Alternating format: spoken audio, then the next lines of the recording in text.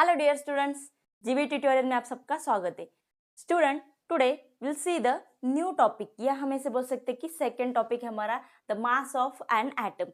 तो in previous lecture will see हमने वहां पे देखा था कि how to measure, how to define the size of atom. अगर कोई छोटा एटम है तो उसकी साइज हम कैसे मेजर करते हैं, तो जो रेडियस है, रेडियस के रिलेटिव हम यहाँ पे मेजर करते हैं। उसके रिलेटिव हमने कुछ कंडीशन रूल्स भी देखे थे। अगर इनकेस आपने वो वीडियो नहीं देखा है तो मैंने आपको नीचे लिंक में सेंड भी किया है, वो आप वहाँ पे देख लीजिए। ठीक है, यानी अगर स्टेप बाय स्टेप गए तो आपको अच्छे से सभी कंसेप्ट समझ में आ जाएंगे।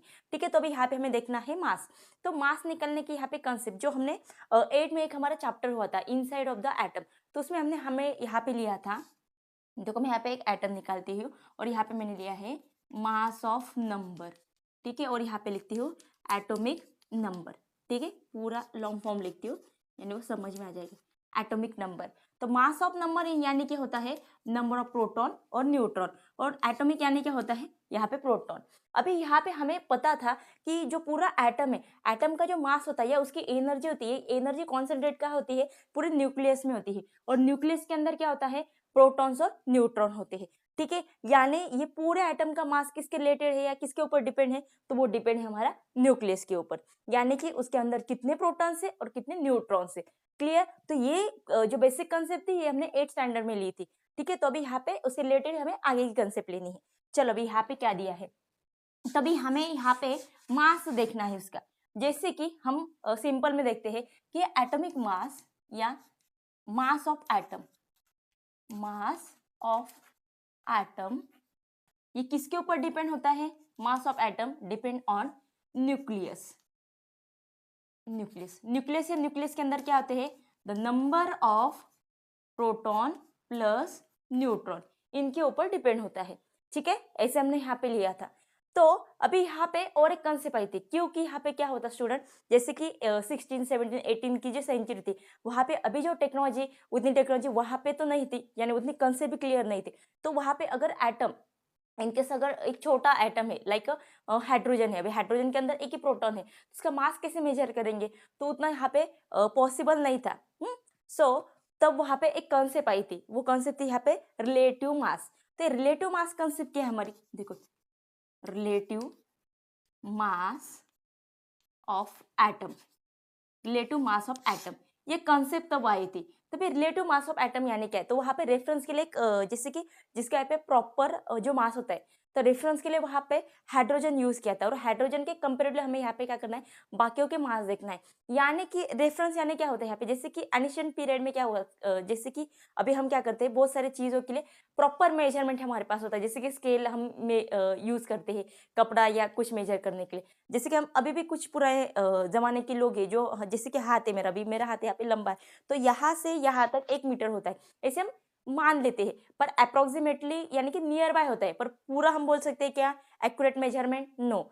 तो ऐसे हम यहाँ पे रेफरेंस के लिए हाइड्रोजन लिया था, हाइड्रोजन के कंपेरेटिव हमें दूसरे मास देखने हैं, तो हम वहाँ पे लिया करते थे कि वहाँ पे आपको एक कंसेप्ट दी है, magnitude, magnitude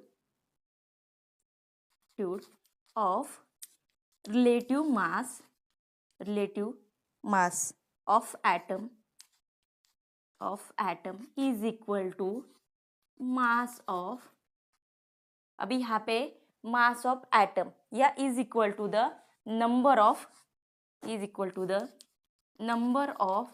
proton and neutron.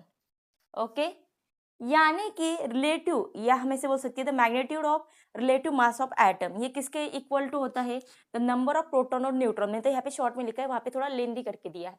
तो एक्चुअल में क्या होता है, number of proton plus neutron, यानी कि जो एटॉमिक नंबर और एटॉमिक मास जो होता है, यानी क्या होता है, एटॉमिक नंबर यानी क्या होता है, प्रोटॉन प्लस न्यूट्रॉन, ये पूरे कितने हैं वो हम यहाँ पे देखते हैं। और एटॉमिक मास यानी क्या होता है, इन जो दो दिए उनका यहाँ पे एवरेज होता है, वही होता है हमारा एटॉमिक मास होता है। ठीक है, तभी ये एवरेज वगैरह निकलना उस टाइम तो पॉसिबल नहीं था, तो ये कॉन्सेप्ट यूज किया करते थे। तब वहां पे एक रेफरेंस के लिए, अभी मैंने जो बताया कि यहाँ पे रेफरेंस के लिए, अभी क्लीन कर देती हूँ मैं थोड़ा सा, जैसे कि यहाँ पे रेफरेंस के लिए हाइड्रोजन यूज किया करते थे, क्या करते थे, रेफरेंस के लिए उन्हें सिलेक्ट किया था हाइड्रोजन को। क्यों? हाइड्रोजन के अंदर एक प्रोटॉन होता है, यानी उसका एटॉमिक मास 1 है, ऐसे हमने यहाँ पे दिया था। अभी यहाँ पे एग्जाम्पल में नाइट्रोजन लिया था, एग्जाम्पल में लिया था नाइट्रोजन। अभी यहाँ पे एक नाइट्रोजन यानी कि एक एटम जो है नाइट्रोजन का, उसके अंदर कितने हैं? 14 प्रोटॉन्स, ऐसे हमने मान लिया। तो अभी उसका यहाँ पे हमें निकालना है एटॉमिक मास। तो एटॉमिक मास कैसे निकालते हैं यहाँ पे कि जैसे कि एक एटम यानी कि 14, तो यहाँ पे इसे हाइड्रोजन के कंपेरेटिवली यहाँ पे क्या है, नाइट्रोजन का मास निकालते थे, यानी वैसे आपको यहाँ पे एग्जाम्पल दिया है, ठीक है। पर एक्चुअल में हुआ ये था कि उन्हें जब यहाँ पे नाइट्रोजन लिया, इसे ऐसे हमने अदर वाले एटम्स भी लिए थे, पर ये जो वहाँ पे जो कंसेप्ट थी वो क्लियर नहीं हो सके, क्योंकि यहाँ पे बाकियों के जो मास आ रहे थे वो एवरेज में आ रहे थे। अभी यहाँ पे आपको दिया है कि जो एक नाइट्रोजन है, यानी the one atom of nitrogen is 14, यानी कि एक जो एटम है नाइट्रोजन का, उसका यहाँ पे मास आता है 14, ऐसे उन्हें यहाँ पे कंपैरिजन किया था, पर ये पॉसिबल नहीं हो सका। देन उसके बाद 1961 में और एक उन्होंने रेफरेंस लिया और वहां पे एक सिलेक्ट किया कार्बन को, देखो यहाँ पे। उसके बाद उन्हें 1961, क्योंकि ये फेल हुआ था, उसके बाद 1961 में यहाँ पे रेफरेंस में कार्बन लिया। क्यों? तो कार्बन उन्हें सिलेक्ट किया था कि अच्छा हाँ, कि कार्बन जो है उसके पास हमें तो पता है कार्बन का मास कितना होता है यहाँ पे 12, उन्हें यहाँ पे फिक्स कर लिया। अब इसके कंपेरेटिवली हमें दूसरों के मास देखने हैं, जिसने एग्जाम्पल में लिया है हाइड्रोजन, ठीक है। अभी यहाँ पे हाइड्रोजन हमें निकालना है, जैसे कि हाइड्रोजन के पास कितने प्रोटॉन है? एक ही प्रोटॉन है, तभी यहाँ पे उसका मास निकालना है। तो क्या किया था उन्होंने यहाँ पे कि 1/12, यानी किसके कंपेरेटिवली है? कार्बन के कंपेरेटिवली है, और यहाँ पे मल्टीप्लाई क्या करना है हमें? कार्बन जो रिलेटिव मास है उसका हमें यहाँ पे मल्टीप्लाई करना है। 12 गेट कैंसिल और यहाँ पे 1 आ गया, यानी कि यहाँ पे एग्जैक्टली यानी यहाँ पे हम बता सकते हैं कि मास ऑफ हाइड्रोजन 1, ऐसे यहाँ पे उन्हें बताया था। उसके बाद आपको नीचे टेबल दे और टेबल में कुछ एटॉमिक मास भी दे, वो एक बार अच्छे से ओवरलुक कर लो या राइटिंग कर लो, यानी आपके समझ में आ जाएंगे। पर एक्चुअल में हुआ था स्टूडेंट की सब ये जो एलिमेंट्स थे जो पीरियड टेबल में थे, ये सब पूरा प्रॉपर कवर नहीं कर सके, तो इसलिए अभी ये तो यानी इसमें टाइम भी बहुत जाता है, इसलिए अभी ये कंसेप्ट यहाँ पे यूज नहीं होती है। Nowadays we use the different type of technology. अभी यहाँ पे देखा जाए तो बहुत सारे टेक्नोलॉजी यहाँ पे यूज करते हैं, इसकी वजह से क्या होता है कि विद इन शॉर्ट पीरियड हमें बहुत सारे जो एटॉमिक मास है वो क्विकली हमें मिलते हैं, ठीक है। तो वैसे आपको यहाँ पे तो मेथड तो नहीं ढूंढने कि कौन से अभी यहाँ पे मेथड यूज करते, हमें यहाँ पे सिर्फ यूनिट दिया है, इनकेस वो यूनिट आपको या एमसीक्यू से पूछा जा सकता है। द मास ऑफ एटम, या हम ऐसे बोलते हैं atomic mass, sorry mass of atom, हम ऐसे लिखते हैं mass of atom, mass of atom.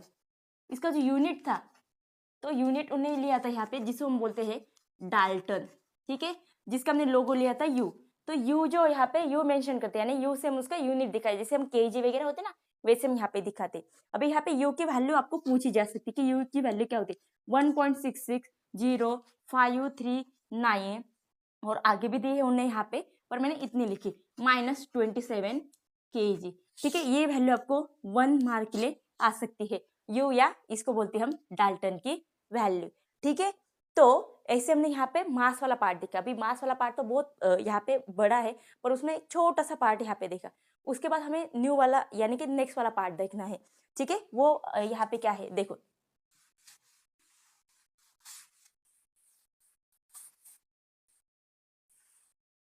अभी उसके बाद हमें यहाँ पे देखना है, तो